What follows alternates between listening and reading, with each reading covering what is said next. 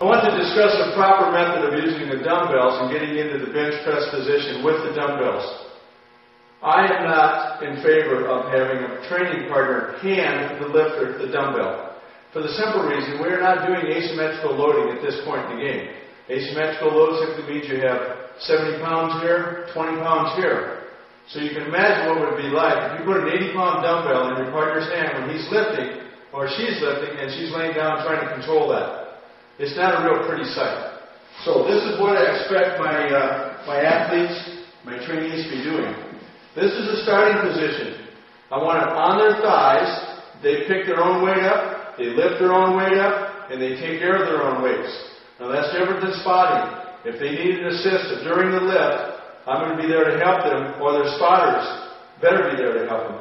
Okay, notice I'm starting out with the weights on my thighs. The next step is I'm going to pull it back towards my chest and my stomach, and then I'm going to lay back down. And I'm going to keep it tucked in close, so it's not going to be flopping around as I'm starting to lift.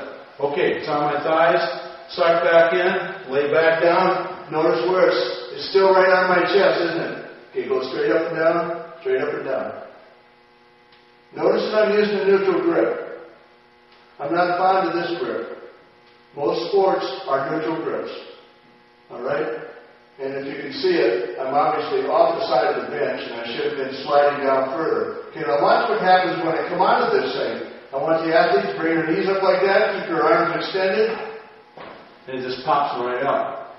Now I can assure you, depending on your body weight, and I go about 212, 215, if I get 80 pounds in each of my hands and I set this thing up like that, it pops me off that bench really fast.